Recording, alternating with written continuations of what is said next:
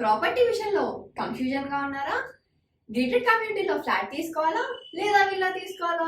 మన పిల్లల భవిష్యత్ కోసం ఓపెన్ ఫ్లాట్ తీసుకోవాలా? మన హైదరాబాద్ లో ఏ లొకేషన్ లో కొంటే మంచి అప్రిసియేషన్ వస్తుంది? మరి నమ్మకమైన ప్రాపర్టీ కొనాలంటే నమ్మకమైన గైడ్ కావాలి కదా. ప్రాపర్టీ అడ్వైజర్ కోసం సంప్రదించండి వరాహస్వామి ప్రాపర్టీ గూగులర్. కాంటాక్ట్ 7207218485. భక్తి దేవరాయ టీవీ ప్రేక్షకులకి నమస్కారం. ఓం శ్రీ మహాగణాధిపతయే నమః. ఓం శ్రీ మాత్రే నమః. మనం ఈసారి ఆగస్టు నెల మాస ఫలితాలు చెప్పుకుంటున్నాం. ఆగస్టు నెల అంటే శ్రావణ మాసం. తెలుగు మాసాలలో అతి విశిష్టమైనది శ్రావణ మాసం. ఇది సాంప్రదాయబద్ధమైన స్త్రీలందరికీ చాలా ఇష్టమైన మాసం. ఎందుకంటే శ్రావణ మాసం నుంచి మనకి వరుసగా ప్రతి నెల పండుగలు నవరాత్రులు స్టార్ట్ అవుతాయి. శ్రావణ మాసం తర్వాత భాద్రపదం గణేష్ నవరాత్రులు, ఆశ్వేజం దుర్గా నవరాత్రులు, మొత్తం ఈ 12 మాసాలలోనూ అతి విశిష్టమైనవి ఈ రెండు. ఈ శ్రావణ మాసంలో మొత్తం లక్ష్మీ పూజ చాలా విశిష్టమైనది. స్త్రీలందరూ ఎంతో భక్తి శ్రద్ధలతో చేసుకునే వరలక్ష్మి వ్రతం ఈ శ్రావణ మాసంలోనే వస్తుంది. కొత్తగా పెళ్ళైన ఆడపిల్లలకి మంగళగౌరి వ్రతం చాలా చాలా ముఖ్యమైనది. మంగళగౌరి వ్రతం చేస్తే వారి మాంగళ్యం 10 కాలాల పాటు చల్లగా ఉంటుందని ప్రతి ఆడపిల్ల కోరుకుంటుంది. అందువల్ల శ్రావణ మాసంలో మంగళగౌరి వ్రతం చేసి ప్రతి ఆడపిల్ల మంగళగౌరిని పూజించి శ్రావణ మంగళవారం నోములు పట్టి 5 సంవత్సరాలు ఈ నోముని పరిపూర్తి చేస్తారు. అందువల్ల శ్రావణ మాసం అంటే స్త్రీలకి చాలా విశిష్టమైనది, చాలా మంచి పండుగ, వారం, నెల అని చెప్పాలి. ఎందుకంటే ఈ శ్రావణ మాసంలో వర్షాలు వచ్చి ప్రకృతి కూడా పచ్చదనంతో నిండి ఉంటుంది. ముత్తైదులకు వాయినాలు, తాంబూలాలు కళకళలాడుతూ ప్రతి ఇల్లు ఉంటుంది. శ్రీ మహావిష్ణువు శ్రీ వెంకటేశ్వర స్వామి జన్మ నక్షత్రం శ్రవణ నక్షత్రం. శ్రవణ నక్షత్రం రోజు పౌర్ణం రావడం వల్ల ఈ మాసానికి శ్రావణ మాసం అని పేరు వచ్చింది. ఈ మాసంలో శ్రావణ మంగళవారాలు, శ్రావణ శుక్రవారాలు, శ్రావణ శనివారాలు, శ్రావణ సోమవారాలు అన్నీ విశిష్టమైనవే. శ్రావణ మంగళవారాలు గౌరీదేవి వ్రతం ఆచరించి ఆడపిల్లలు కాటుక పట్టి అది ముత్తైదువులందరికీ పంచి తాంబూలాలు ఇచ్చి దీవెనలు తీసుకుంటారు. కొత్తగా పెళ్ళైన ముత్తైదు ఆడపిల్లలకే కాకుండా సువాసినీలకు కూడా ఎంతో ముఖ్యం. ఎందువల్లనంటే వారు తాంబూలాలు తీసుకున్న అదృష్టం వాళ్ళకి కలుగుతుంది కనుక సువాసినులకి, కొత్తగా పెళ్ళైన ఆడపిల్లలకి ఎంతోమంది ముత్తైదువుల ఆశీర్వచనాల వల్ల వారి మాంగళ్యం 10 కాలాలు చల్లగా ఉంటుంది అని అందరూ భావిస్తారు. శ్రావణ శుక్రవారాలు 4 శుక్రవారాలు విశిష్టమైనవే. అయితే పౌర్ణమి ముందు వచ్చే శుక్రవారం వరలక్ష్మి వ్రతం చేసుకుంటారు. వర్ణ విభేదం లేకుండా అన్ని వర్ణాల వారు ఈ వరలక్ష్మి వ్రతాన్ని చేసుకుంటారు. సాధారణంగా అదే రోజు వ్రతం చేసుకోవడం విశిష్టం. ఏ కారణం చేతైనా కుదరకపోతే ఇంక మిగిలిన వారాల్లో ఏ శుక్రవారం అయినా కానీ వరలక్ష్మి వ్రతం ఆచరించవచ్చు. తరువాత శ్రావణ శనివారాలు. ఈ శ్రావణ మాసంలో వచ్చే శనివారాలు 4 చాలా విశిష్టమైనవి. శని చేత బాధపడుతున్న వారు అంటే అర్ధాష్టమ శని, మధ్యస్థ శని, ఏలినాటి శని ఉన్నవారు ఈ శ్రావణ శనివారాలు చేస్తే శని బాధ నుండి తప్పించుకోవచ్చు. ఎట్లాగైతే మంగళగౌరి వ్రతం చేస్తామో అలాగే ఆ మంగళగౌరికి భర్త అయినటువంటి పరమేశ్వరుణ్ణి శ్రావణ సోమవారం నాడు పూజించడం మనకి వస్తోంది. శ్రావణ శుక్రవారం కానీ శ్రావణ మంగళవారం కానీ ఉదయమే లేచి తలంటి స్నానం చేసి కొత్త బట్టలు కట్టుకుని అమ్మవారికి పూజ చేయాలి. ముత్తైదువులను పిలిచి వారికి పండు, తాంబూలం, గాజులు, జాకెట్ గుడ్డ, మంగళగౌరి వ్రతం అయితే కాటుక, గాజులు ఇవ్వాలి. వరలక్ష్మి వ్రతం అయితే తాంబూలం ఇచ్చి చేతనైతే జాకెట్ గుడ్డ పెట్టాలి. అదే ముత్తైదువుల ఆశీర్వచనం తీసుకోవాలి.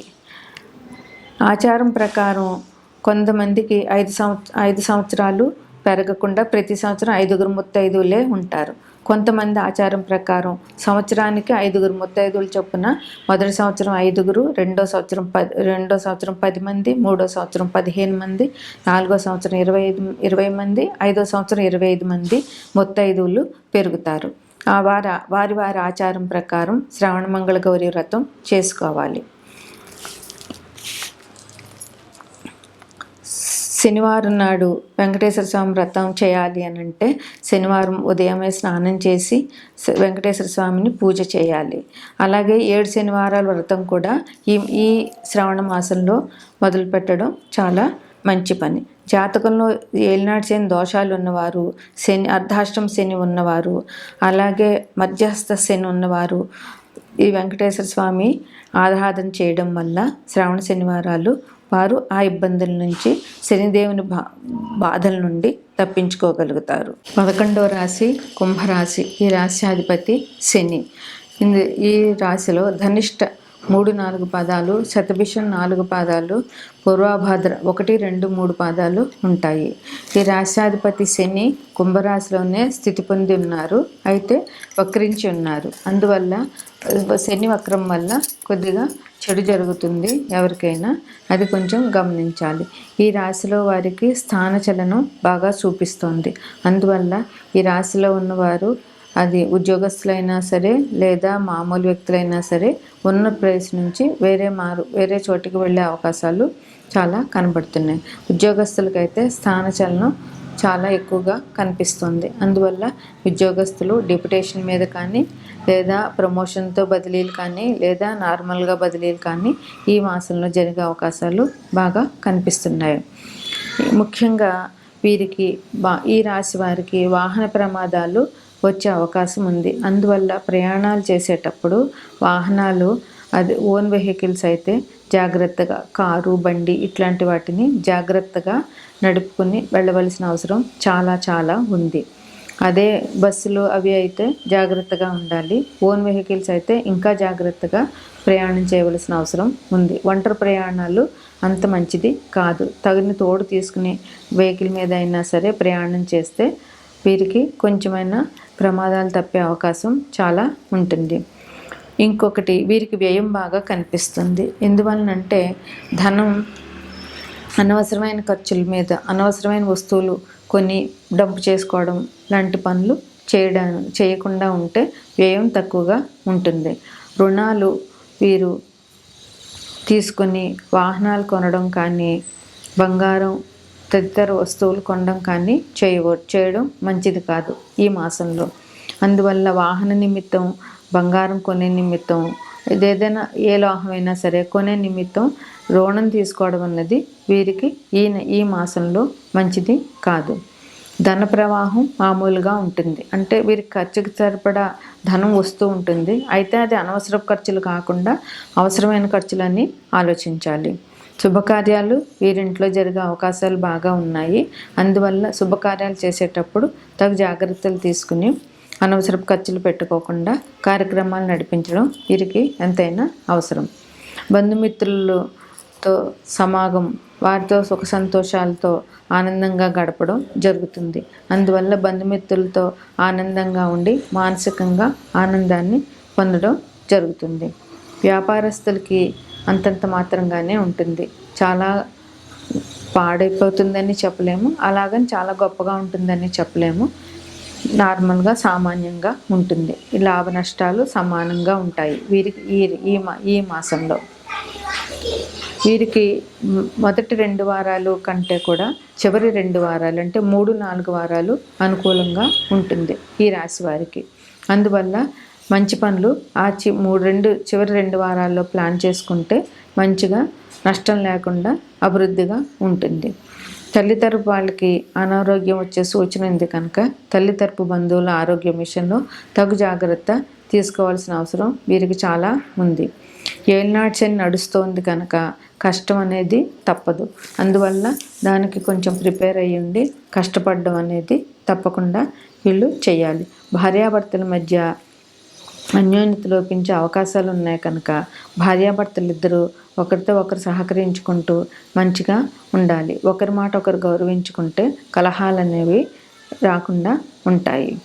వీరికి అన్ఎక్స్పెక్టెడ్ ఇష్యూస్ వచ్చే అవకాశాలు ఉన్నాయి కనుక తగు జాగ్రత్తగా ఉండాలి. శని భగవానుడు బద్ధకాన్ని కలిగిస్తాడు కనుక బద్ధకాన్ని వదిలేసి జాగ్రత్తగా కష్టపడి పనిచేస్తే శని భగవానుడు ఎటువంటి అపకారాన్ని చేయడు. సంతానం విషయంలో కూడా వీరికి బాగానే ఉంటుంది. నామమాత్రంగా సంతానం విషయంలో ఉంటుంది. ధనం బాగానే వస్తుంది. ఖర్చుకు తగ్గ ధనం వీరికి లభిస్తుంది. అయితే సంఘంలో పేరు ప్రతిష్టలు ఉంటాయి. పని ఒత్తిడి బాగానే ఉంటుంది. వ్యాపారస్తులకి సామాన్యంగా ఉంటుంది. వీరు పాత బాకీలు వీరికి బాగానే వసూలు అవుతాయి. అధికారుల వల్ల వీళ్ళకి ఇబ్బందులు వచ్చే అవకాశాలు బాగా ఉన్నాయి. వీరు శని భగవానుడి కృపకు పాత్రలు కావాలి అని అంటే శని జపం చేయాలి. నీలాంజన సమాభాసం అనే శ్లోకాన్ని 108 సార్లు ప్రతిరోజు చదవడం, ముఖ్యంగా శనివారం చదవడం చాలా మంచిది.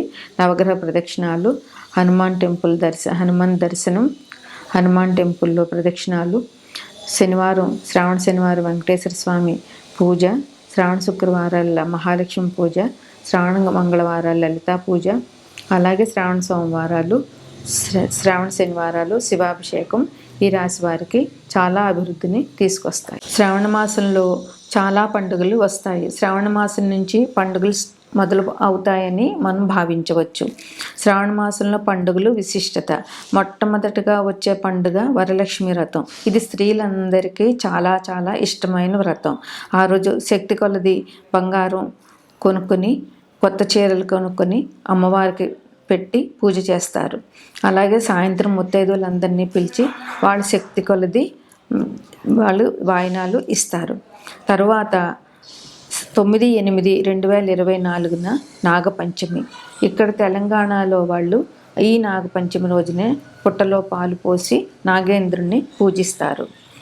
తర్వాత 15/8/2024 ఇది మన జాతీయ పండుగ, స్వాతంత్ర దినోత్సవం.